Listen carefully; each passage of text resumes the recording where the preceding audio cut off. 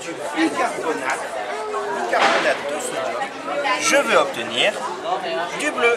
Et alors, le bicarbonate de sodium, vous connaissez ou pas? On l'utilise à la maison pour faire le ménage, par exemple, pour se laver les dents et avoir une haleine plus fraîche ou pour avoir les dents plus blanches. On peut en avoir à la maison. Hein. Si vous mettez le doigt dedans, vous goûtez. C'est quelque chose que vous avez peut-être déjà senti. On peut goûter. Je vais vous éviter ça. Pourquoi? Mais bon, parce que c'est pas spécialement intéressant pour toi de goûter ça. C'est pas comme si je te donnais une fraise ou une framboise comme là-bas. Mais il faut savoir que le bicarbonate, on peut l'associer à plein de choses pour faire le ménage à la maison. Si on l'associe à du vinaigre, ça va faire une mousse et ça va permettre de décaper bien, par exemple, la salle de bain ou la cuisine. Au lieu d'utiliser des détergents chimiques, on peut utiliser du bicarbonate. Là, quand on le mélange à du chou rouge, on obtient du bleu. Alors, passons maintenant à la chose intéressante. On peut faire tout un tas de choses avec ces peintures. Comme elles sont assez liquides dans les pots, eh bien, ça ressemblera, regardez, à ce qu'on appelle une aquarelle. Vous avez déjà vu ça, une aquarelle? Alors, ça c'est mon dessin.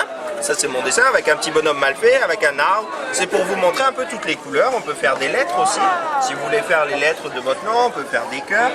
Vous voyez un peu toutes les couleurs qu'on peut obtenir. Le bleu, le vert, le violet, le marron. Et si vous êtes vraiment des artistes, eh ben, il y a une jeune fille hier qui m'a fait ça. Vous voyez comme c'est joli? Donc la seule limite, c'est votre imagination. C'est bientôt la fête des pères, vous pouvez faire une carte pour la fête des pères. Vous pouvez faire un dessin, vous pouvez écrire bonne fête papa, vous pouvez faire des cœurs, vous pouvez faire ce que vous voulez. Et si vous voulez vous faire une carte pour vous, vous pouvez simplement écrire les lettres de votre prénom. Mais avec, mais pour faire du noir, comment on fait avec Le noir?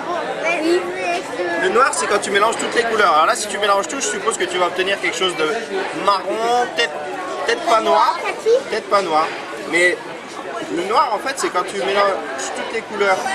Donc là, je sais pas ce que ça peut donner. Tu peux essayer, mais je pense que tu peux déjà faire plein de choses avec celle que tu as sur la table. Alors, il y a du papier absorbant. Vous prenez le papier sur un endroit où il n'y a pas déjà de couleur. S'il n'y en a plus assez, je vous en reprendrai. Et vous appuyez juste un coup, comme si vous tamponniez la feuille. Si vous frottez, vous allez tout étaler. Si vous posez la feuille dessus et que vous absorbez, vous allez enlever ce qu'il y aura en trop. Ça va pour tout le monde? Oui. Eh bien écoutez, si c'est tout, libre à vous de jouer. Moi je vais faire comme ça. Allez, si on met beaucoup de couleurs, on va avoir quelque chose de plus foncé. Tout ce bonhomme-là, il est fait avec la même pinceau. C'est une jeune fille qui a fait ça hier. Quand on a mis beaucoup de couleurs, regardez, ça fait une couleur foncée. Quand on n'en met pas beaucoup, ça fait plus faible. Alors, mettre beaucoup de couleurs, je vous ai dit que ça faisait une tâche et que ça mettait beaucoup de temps à sécher. Donc comment est-ce qu'on peut faire quand on veut mettre beaucoup de couleurs au même endroit? Eh bien, on en met un peu, on laisse sécher et puis on repasse par-dessus. On laisse sécher et on repasse. Et plusieurs fois d'affilée, on va obtenir une couleur beaucoup plus épaisse. Regardez. Vous voyez mon arbre que j'ai fait ici avec le marron? Ben là, les branches, elles sont faites avec une seule couche. Et là, le tronc, vous voyez qu'il est plus foncé qu'ici. Et ben c'est parce que, regardez, j'ai repassé plusieurs fois. Je l'ai fait sécher et j'ai repassé plusieurs fois dessus. À vous de jouer, les enfants. C'est comme pour les couches. Comment? C'est comme pour les couches, pour les maçons. C'est ça. Ça, si tu veux repeindre... C'est comme ça. Mouillé. C'est parce qu'il y a des gens qui les ont utilisés avant, mais c'est pas grave. Ils sont mouillés. Et vous rajoutez très peu d'eau si jamais ça ne veut pas bien se mixer. Vous rajoutez très peu d'eau. Parce que plus vous allez mettre d'eau, plus votre peinture elle va être liquide. Et du coup, après, quand vous avez cette pâte-là dans le mixeur, ben, vous l'étalez sur un torchon. Vous prenez le torchon et vous serrez. Et il va couler uniquement le jus avec la couleur. C'est tout facile à faire. Et après, on a les doigts tout sales. Je pense parce que je vois vos ongles. Si vous voulez pas avoir...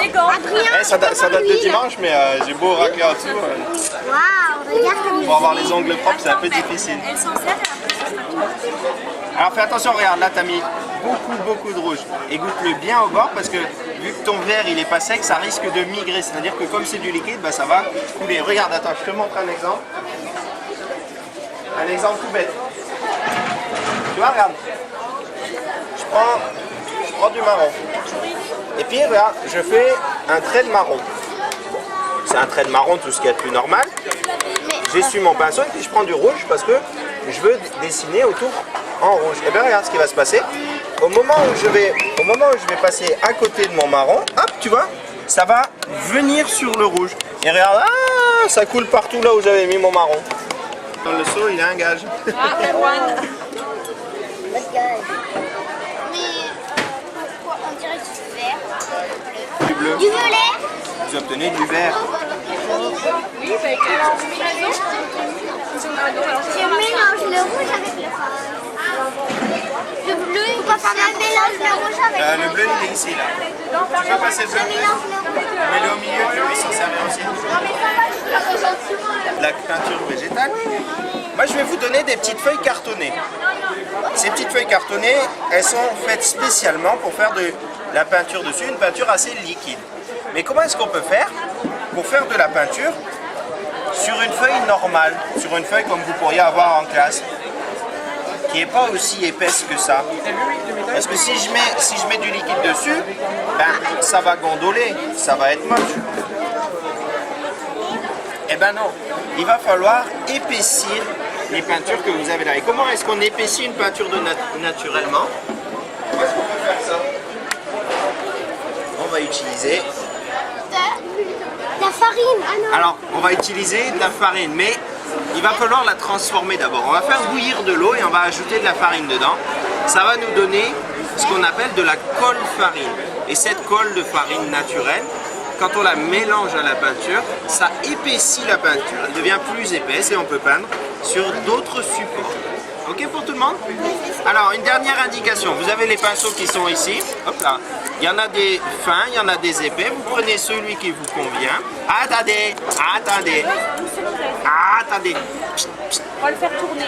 Vous prenez celui qui vous convient et je vous explique comment on fait en fait.